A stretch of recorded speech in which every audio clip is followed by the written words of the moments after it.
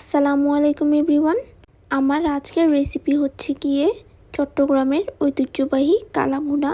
এটা চট্টগ্রামের খুবই জনপ্রিয় একটি খাবার। আশা করছি রেসিপিটা আপনাদের কাছে ভালো লাগবে। তো চলুন কি কি লাগছে দেখে আসি। এখন আমি এখানে সবার প্রথমেই মাংস নিয়ে নিচ্ছি। আমি এখানে নিয়েছি 2 কেজি মাংস। আজকে আমি এই রান্নাটা করব 2 কেজি মাংস দিয়ে। এই কালা ভুনাটা রান্না করার জন্য আমি মাংসগুলোকে একটু বড় করে কেটে নিয়েছি। আপনারা চাইলে এখানে গরুর মাংসের বদলে খাসির মাংসটাও ইউজ করতে পারবেন। সবার প্রথমে আমি এই মাংসের মধ্যে দিয়ে দিচ্ছি 2 টেবিল চামচ আদা বাটা, তারপরে দিয়ে দিচ্ছি 2 টেবিল চামচ রসুন বাটা, তারপরে দিয়ে দিলাম 1 কাপ কুচি কুচি করে রাখা পেঁয়াজ, তারপরে দিয়ে দিতে হবে 4 থেকে 5টা তেজপাতা। আমি এখানে ছোট বড় মিলিয়ে 6টি তেজপাতা দিয়েছি। তারপরে দিয়ে দিচ্ছি আমি 10 থেকে 12টা গোলমরিচ, তারপরে দিয়ে দিচ্ছি 7 থেকে 8টা লবঙ্গ, তারপরে এখানে দিয়ে দিচ্ছি 1.5 ইঞ্চির মতো প্রায় দারচিনি 4 থেকে 5টা, তারপরে দিয়ে দিচ্ছি 7 থেকে 8টা এলাচি। তারপরে আমি এখানে দিয়ে দিচ্ছি পেঁয়াজ বেরেস্তা। আমি এখানে হাফ কাপের মতো পেঁয়াজ বেরেস্তা করে রেখেছিলাম, সেটাই এখন আমি দিয়ে দিলাম। তারপরে আমি এখানে দিয়ে দিচ্ছি 2 টেবিল চামচের মতো লবণ। আপনারা আপনাদের লবণটা স্বাদ মতো দিয়ে দিবেন।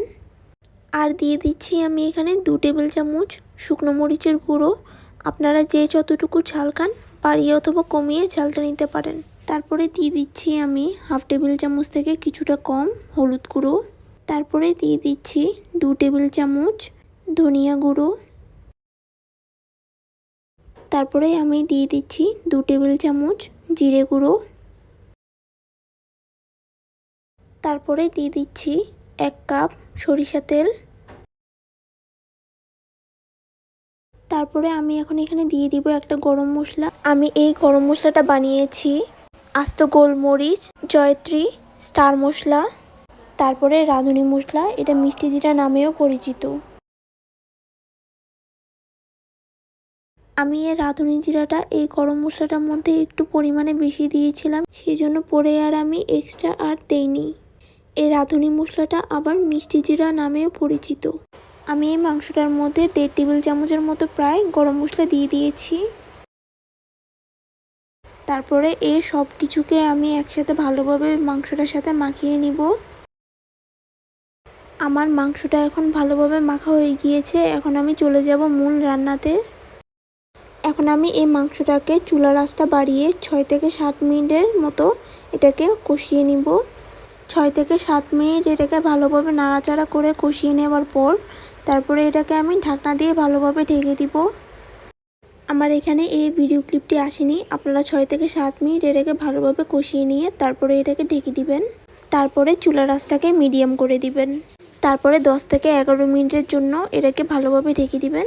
তারপরে মাংসটা পানি ছাড়বে। প্রায় 10 মিনিট পর আমার এই মাংসটা পানি ছেড়ে দিয়েছে। এখন আমি এটাকে ভালোভাবে একটু নাড়িয়ে চাড়িয়ে দিব।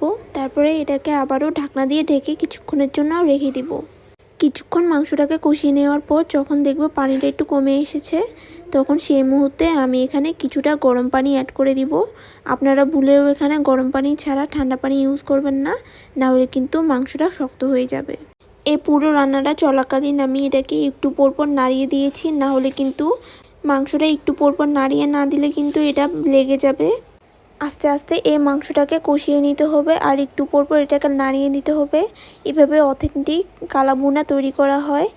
আর আপনাদের কাছে যদি মনে হয় গোশতটা আপনারা আর একটু সিদ্ধ করতে চান, তাহলে এই ক্ষেত্রে আর একটু পানি ইউজ করতে পারেন। আর এই অথেন্টিক কালাভুনার ক্ষেত্রে কিন্তু সময়টা কিন্তু একটু বেশি লাগবে। আর একটু সময় নিয়ে এটাকে কষাতে কষাতে তারপরে এই মাংসটা কালো হবে। আপনাদের কালা ভুনাটা যদি ভালোভাবে কালো না হয়, তাহলে কিন্তু আপনারা একটা ছোট্ট টিপস ফলো করতে পারেন। আপনারা এখানে ডার্ক সয়া সস ইউজ করতে পারেন। 1 টেবিল চামচের মতো সয়া সস ইউজ করলেই আপনারা দেখতে পারবেন আপনাদের মাংসটা কালো হয়ে যাবে। আর সয়া সসটা ইউজ করার ক্ষেত্রে কিন্তু আপনারা লবণটা একটু বুঝে শুনে দিবেন। আমার এই মাংসের পানিটা শুকিয়ে এসেছে। এখন আমি এটাকে বাগার দিয়ে দিব। তার জন্য আমি এখন একটা প্যানের মধ্যে দিয়ে দিব 3 থেকে 4 টেবিল চামচের মতো সরিষা তেল। এই তেলটা যখন গরম হয়ে আসবে তখন আমি এর মধ্যে দিয়ে দিব রসুন কুচি। আমি এখানে 5 থেকে 6টা কোয়া রসুন ইউজ করেছি। রসুন কুচিটা দিয়ে দেওয়ার পর তারপরে এটাকে আমি কিছুক্ষণ ভালোভাবে নাড়াচাড়া করে ভেজে নিব। এই রসুনটা হালকা ভেজে নেওয়ার পর আমি এখানে 5টা শুকনো মরিচ দিয়ে এটাকে আবারও ভালোভাবে ভেজে নিব। এখন এই ভেজে নেওয়া শুকনো মরিচ আর রসুনটাকে আমি এখন মাংসের মধ্যে দিয়ে দিব। আমি এখানে রসুন, মরিচ আর এই তেলটা সহ মাংসের মধ্যে দিয়ে দিচ্ছি। এই মুহূর্তে চুলার আঁচটাকে কিন্তু একেবারে লো করে দিতে হবে। তারপরে ঢাকনা দিয়ে ঢেকে এটাকে 10 মিনিটের জন্য দমে দিয়ে দিতে হবে। আর এই 10 মিনিটের মধ্যে কিন্তু একবারও এই ঢাকনাটা তোলা যাবে না, না হলে কিন্তু এই বাগারের ফ্লেভারটা কিন্তু মাংসের মধ্যে পুরোপুরিভাবে ছড়াবে না। আর 10 মিনিট পর মাংসের ঢাকনাটা খুলে দিয়ে আমি এটাকে আবারও ভালোভাবে নেড়ে চেড়ে দিচ্ছি। তারপরে আমি এখন এখানে দিয়ে দিচ্ছি 1/2 চা চামচ জিরা গুঁড়ো ও 1/2 চা চামচ সেই গরম মশলার গুঁড়োটা। এই দুইটা দিয়ে দেওয়ার পর সবশেষে আমি এটাকে আবারও ভালোভাবে নাড়িয়ে চাড়িয়ে নিব।